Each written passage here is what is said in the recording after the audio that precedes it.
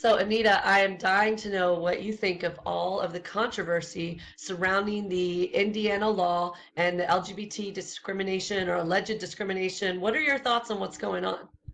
Well, I think Governor Pence, I don't know whether he was playing possum or sort of faking it when he's saying he was so shocked at the reaction to this legislation, which plainly is discriminatory. I think we learned a powerful lesson here that's very interesting for the election going forward, in that this is not 2004, where Republicans very successfully used wedge issues to get people to the polls and to win George Bush re-election. I don't think the Right. country is in the same place anymore.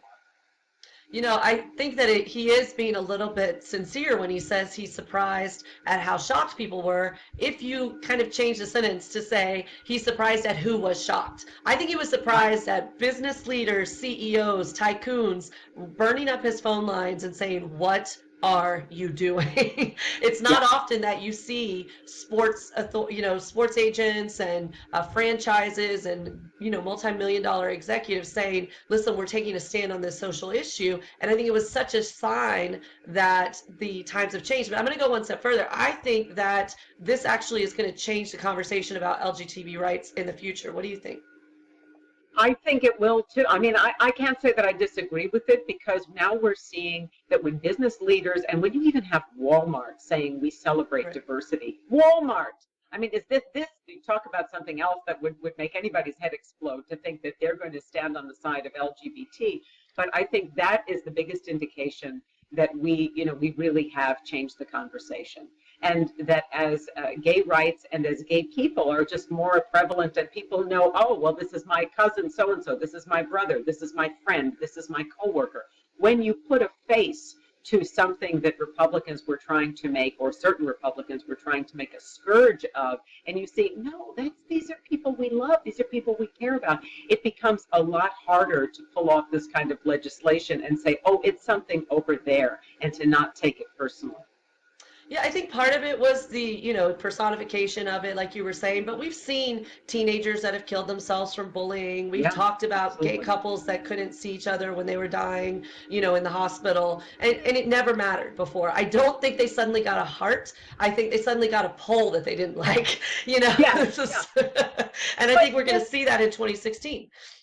I think you're right. I think the biggest problem is, when people do something wrong and they say they apologize for it. My question is always, are they apologizing because they mean it, or they apologize because they got caught?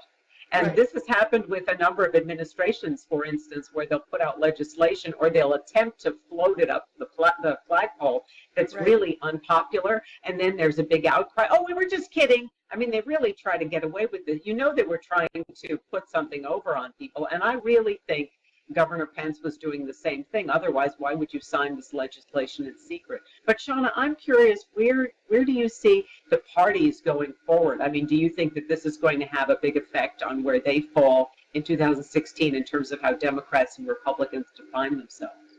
I think it's more about how the GOP defines itself and which candidates Hmm. emerge, because this was a big sign on the religious right that they did not have the power that they thought they did. What this did, in my opinion, is fracture the business community away from the religious right, which we have not seen in such a clear way for quite some time, which means money's going to be divided and candidates are going to scramble on one side or another. And what I think is so funny, I've said for a while that Jeb Bush is going to be the candidate of the middle, and that's going to get him nowhere. And so he Right. tried to be Mr. I agree with this, religious, religious, religious, and then somebody whispered in his ear, "Oh wait, Flip no, business, flop. business, business," right? Right. Flip flop. You can run, but you can't hide, as his brother famously said in 2004. Well, Jeb Bush isn't going to be able to hide either. And coming down on one side of this legislation only to change his mind. I mean, Republicans at this point are very much a fractured party, and I think they're going to find going forward, they are very much torn between doubling down to hold on to their religious base, or trying to say, well, Right. who are we in the 21st century? I mean, I think Democrats, they really are going to I think, stay the course. I mean, they don't have to change who they are. They have a progressive agenda, or they're on the side of LGBT rights and women's rights, and that's going to stay the same. And they're going to keep touting income inequality and a sort of populism, I think. But Republicans are really going to have trouble staking out a territory that would appeal to independents. How are they going to win a national election? They've only won one popular vote once in the last 6 election cycles. Well, to quote, the philosopher Chris Tucker in Rush Hour 2,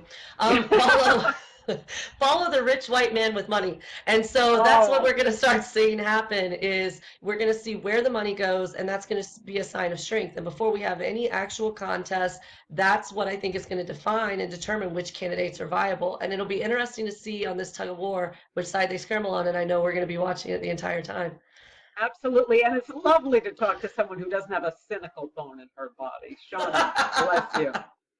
Thank you so much for tuning in for another edition of Dare We Say. This is Shawna Virtue and Anita Finley signing off.